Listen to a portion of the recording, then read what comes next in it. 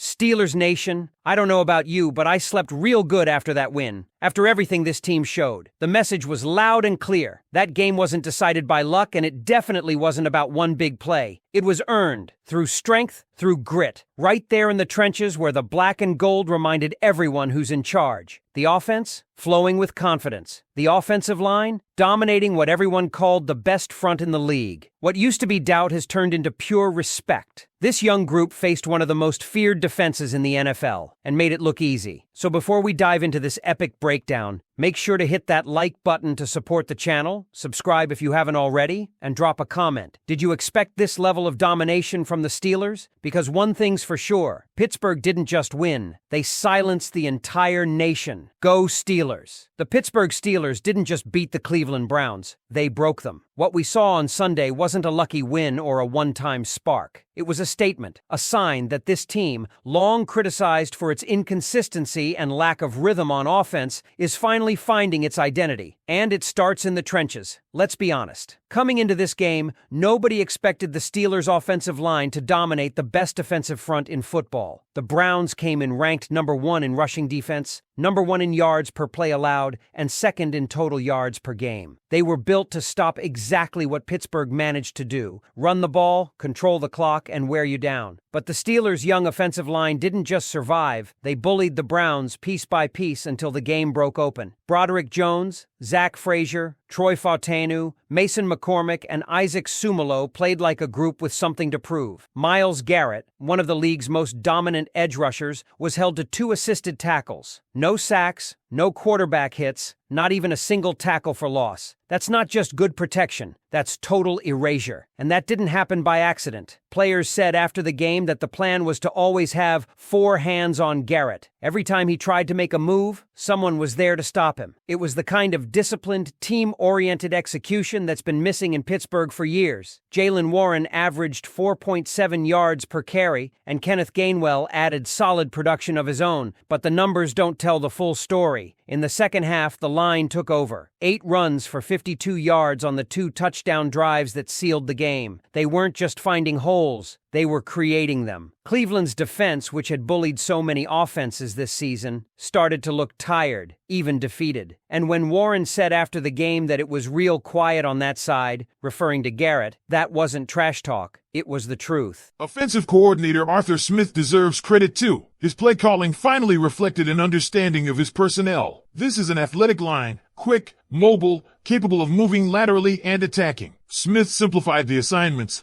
let his players play fast, and built the offense around their strengths. The result? The Steelers didn't just run to set up the pass. They dominated through the run, then used play action to keep Cleveland guessing. And you could feel it. The confidence, the chemistry. You could see it in how the linemen celebrated together after big runs, how they communicated pre-snap, how they finished blocks with purpose. When a team starts to believe in its offensive line, everything changes. Kenny Gainwell said it best: "I wouldn't want to run behind anyone else." That kind of trust between backs and linemen is the foundation of a winning offense. But this isn't just about one good game. It's about growth. Remember how shaky this line looked early in the season? Jones and Fautanu struggled at times, the unit lacked rhythm, and fans were calling for offensive line coach Pat Meyer to be fired. Now, 5 weeks later, that same group has gone from a liability to a weapon. Each week, they've improved, less pressure on Aaron Rodgers, more consistent running lanes, and now a dominant performance against one of the best defensive fronts in football. Speaking of Rodgers, yes, that Aaron Rodgers. He wasn't asked to carry the offense on his back this time, and that's exactly what the Steelers needed. He was efficient, 21 of 30 for 235 yards, 2 touchdowns, no interceptions, a passer rating over 115. He took only 3 hits and wasn't sacked once. That's what happens when protection holds up and the run game keeps defenses honest. And that balance opened the door for playmakers like DK Metcalf and Darnell Washington to shine. Metcalf caught 4 passes for 95 yards and a touchdown,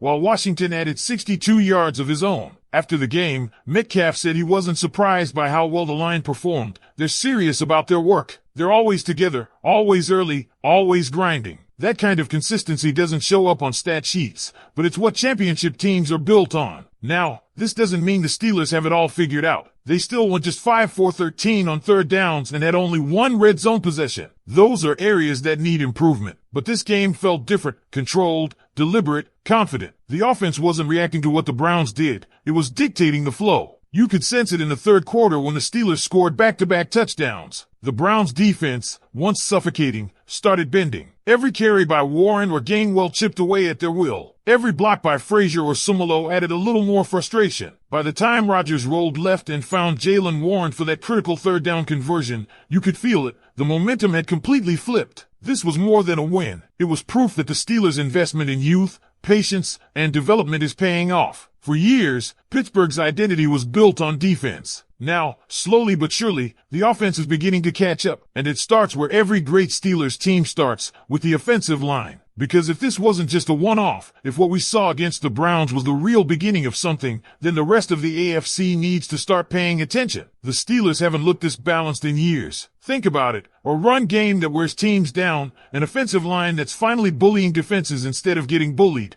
and a quarterback who can operate without fear of being crushed every other dropback. That's the formula Pittsburgh has been chasing since the prime Ben Roethlisberger days. But what really stood out after this win was how this team handled success. No one in that locker room was acting like they'd arrived. No one was beating their chest. Cam Hayward said it best. We're not patting ourselves on the back when it's good, and we're not hanging our heads when it's bad. That's leadership, and it's the reason this locker room feels different than it has in recent years. Hayward also made a point to praise rookie defensive lineman Derek Harmon, who's starting to look like a young version of, well, Cam Hayward himself. Harmon was disruptive all game, shedding blocks, chasing down screens from across the field, using those heavy hands to win at the point of attack. He's the kind of player that changes what a defense can do schematically. With him holding his ground inside, Patrick Queen can flow freely to the football, and that's exactly what we saw. Queen was everywhere, commanding, communicating, and hitting with purpose. Then there was Jalen Ramsey. Just 2 weeks after a hamstring injury, he came back on a pitch count and still managed 6 tackles and 2 sacks. That's grit. That's veteran leadership showing up when it matters. And when Ramsey joked after the game that he could tell his kids he had more sacks than both TJ Watt and Myles Garrett combined,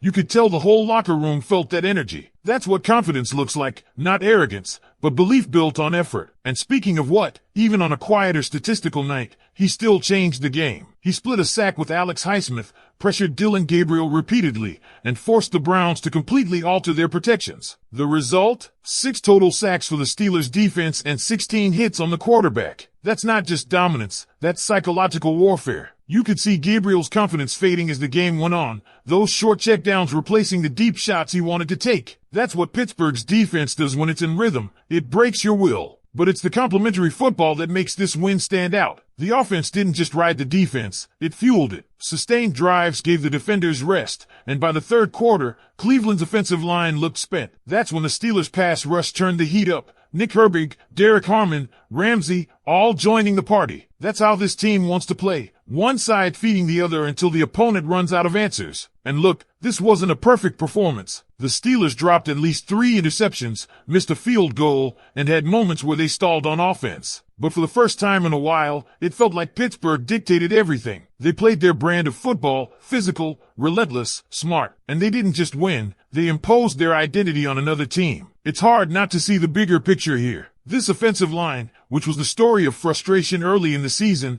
is now the story of transformation. Every week, they've taken another step forward. The chemistry between Broderick Jones and Troy Fautanu is growing. Zach Frazier is playing beyond his years, showing command and toughness at center that belies his experience. And Isaac Sumolo's veteran presence is holding it all together. These guys are starting to look like a unit you can build around for the next decade, and that's exactly what this franchise has needed. Arthur Smith's influence can't be overlooked either. His play design has evolved. Instead of forcing big plays, he's letting them develop organically. Those core plays DK Metcalf talked about, the ones they've been repping since camp, are finally becoming the bread and butter of this offense. You can see it in how Rodgers executes them without hesitation. They're simple, efficient, and they build confidence. That's what good coaching does. It gives players something to hang their hats on when games get tight. And this Thursday night in Cincinnati, the Steelers have a chance to do something they've never done, win a divisional Thursday night football game on the road. If they pull that off, they'll move to 5-1 and sit comfortably atop the AFC North with real separation from the Ravens and Browns. The opportunity is massive. the kind that can define a season. Still, this league is ruthless. Momentum only lasts as long as your preparation does. The Bengals' defensive front will bring a different kind of challenge,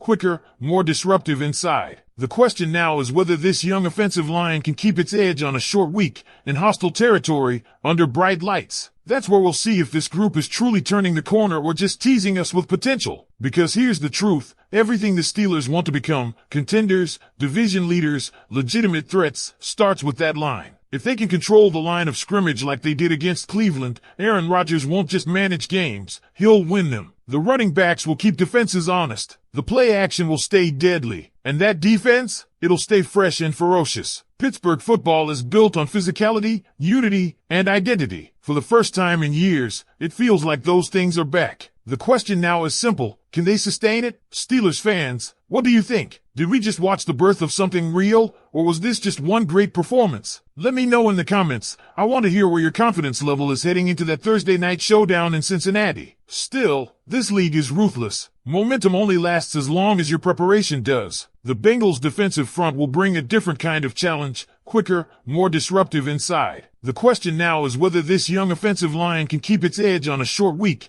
in hostile territory under bright lights. That's where we'll see if this group is truly turning the corner or just teasing us with potential. Because here's the truth, everything the Steelers want to become, contenders, division leaders, legitimate threats, starts with that line. If they can control the line of scrimmage like they did against Cleveland, Aaron Rodgers won't just manage games, he'll win them. The running backs will keep defenses honest. The play action will stay deadly. And that defense? It'll stay fresh and ferocious. Pittsburgh football is built on physicality, unity, and identity. For the first time in years, it feels like those